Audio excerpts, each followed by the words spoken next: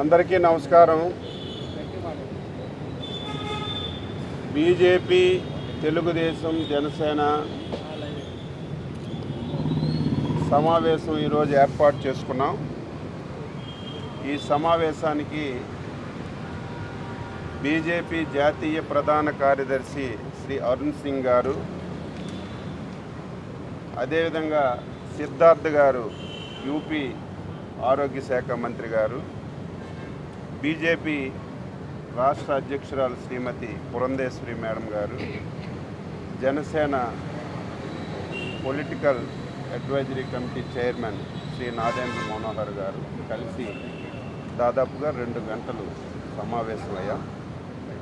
ఈ సమావేశంలో ప్రధాన అంశం రేపు జరిగినటువంటి సార్వత్రిక ఎన్నికల్లో దేశంలో 400 పైబడి పార్లమెంట్ స్థానాలు టార్గెట్గా పెట్టుకొని ముందుకెళ్ళడం, ఆంధ్రప్రదేశ్లో 160+ స్థానాలని విజయం సాధించి అటు కేంద్రంలో ఎన్డీఏ ప్రభుత్వం, ఇటు రాష్ట్రంలో ఎన్డీఏ ప్రభుత్వం ఏర్పాటు చేసి డబుల్ ఇంజిన్ సర్కార్తో ఈ 5 సంవత్సరాలు ఆంధ్రప్రదేశ్ని విచ్ఛిన్నం చేశారు.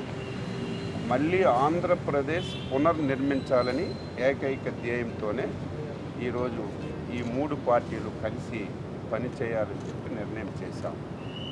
ఇప్పటికే అన్ని స్థానాల్లో, ఏదో తక్కువ తప్ప అన్ని స్థానాల్లో అటు పార్లమెంట్ అభ్యర్థులు కానీ ఇటు శాసనసభ అభ్యర్థులు కానీ ఎంపిక చేసుకున్నాం.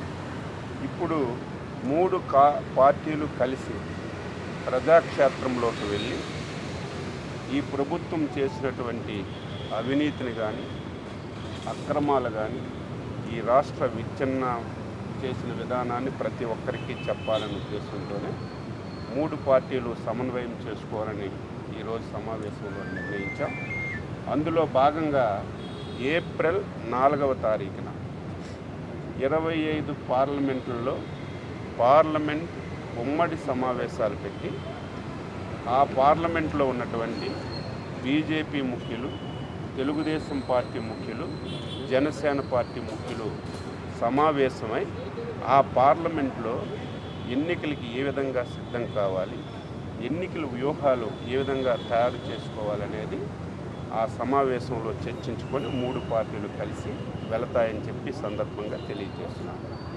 అదేవిధంగా ఏప్రిల్ 8వ తారీఖున 175 అసెంబ్లీ నియోజకవర్గాల్లో 3 పార్టీలు ముఖ్య నాయకులు కూర్చొని ఆ అసెంబ్లీలో ఎన్నికల వ్యూహాన్ని తయారు చేసుకోవడానికి సమావేశాలు ఉమ్మడిగా పెట్టాలని చెప్పి నిర్ణయించాం.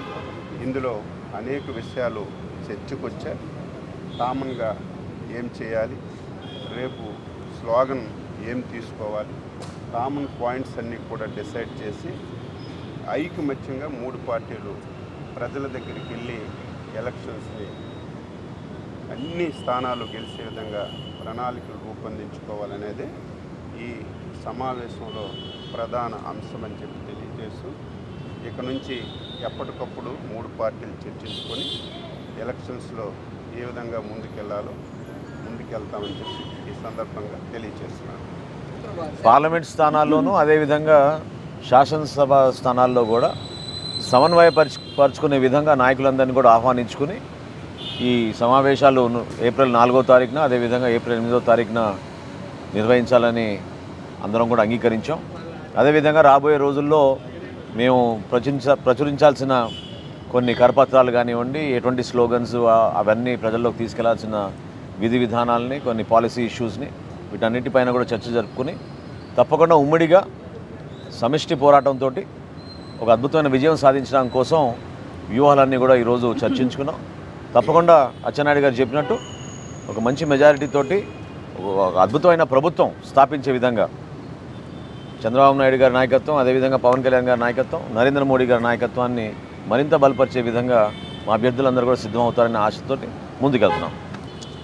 విషయాలన్నీ కూడా పెద్దలు ఎర్రన్నాయుడు గారు, అదేవిధంగా సోదరులు నాదెండ్ల మనోహర్ గారు చెప్పడం జరిగింది. చాలా వరకు కూడా అనేక సందర్భాల్లో పొత్తులు పెట్టుకున్నటువంటి నేపథ్యంలో రాజకీయ పార్టీలు పైన నాయకులు కలిసినా కింద కార్యకర్తలు కలవలసినటువంటి ఆవశ్యకత ఖచ్చితంగా ఉంటుంది. దాన్ని దృష్టిలో పెట్టుకుని కేవలం పైన సమన్వయం చేసుకోవటం మాత్రమే కాకుండా కింద కార్యకర్తలతో సైతం ఏ విధంగా ఈ 3 పార్టీల కార్యకర్తలు మమేకమవ్వాలి అనేటువంటి అంశాన్ని ప్రధానంగా ఇక్కడ చర్చించడం జరిగింది.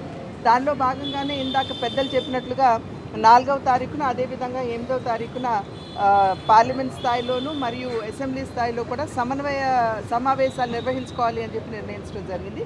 దీనికి తోడు మేము ప్రజల్లోకి వెళ్తున్నటువంటి సందర్భంలో ఒక కూటమిగా వెళ్తూ ఏదైతే నిరంకుశ పాలన అవినీతి భరితమైనటువంటి పాలన వాళ్ళ రాష్ట్రంలో చూస్తున్నామో దాన్ని మనం అంతమొందించాలంటే ఒక ఉమ్మడి ప్రణాళికతోటి ప్రజల వద్దకు వెళ్ళాలి. కనుక దాన్ని దృష్టిలో పెట్టుకుని పెద్దలు మనోహర్ గారు చెప్పినట్లుగానే ఒక ఉమ్మడి కరపత్రం కావచ్చు, లేకపోతే కార్యకర్తల్ని ఉత్తేజపరిచే విధంగా ఉమ్మడి కార్యాచరణ వారందరికీ కూడా తెలియజేస్తూ ప్రజల వద్దకు వెళ్ళేటువంటి కార్యక్రమానికి ఇవాళ చర్చ జరిగింది.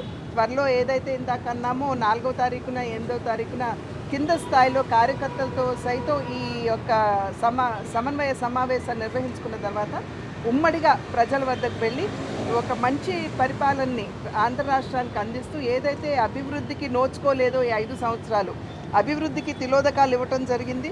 అదేవిధంగా అవినీతి ఏ విధంగా పేటరేగిపోయిందో రాష్ట్రం మనందరికీ తెలియనటువంటి విషయం కాదు. కనుక అటు అవినీతికి అంతమొందిస్తూ అభివృద్ధి ధ్యేయంగా ఈ యొక్క ఒక మంచి ప్రభుత్వాన్ని ఆంధ్ర రాష్ట్రానికి అందివ్వాలి అనేటువంటి ఆలోచనతోటి ఈ కూటమి ప్రజల వద్దకు వెళ్తున్నటువంటి సందర్భంలో ఈ కూటమిని ప్రజలందరూ కూడా ఆశీర్వదిస్తారు అని చెప్పి మేము విశ్వసిస్తున్నాం.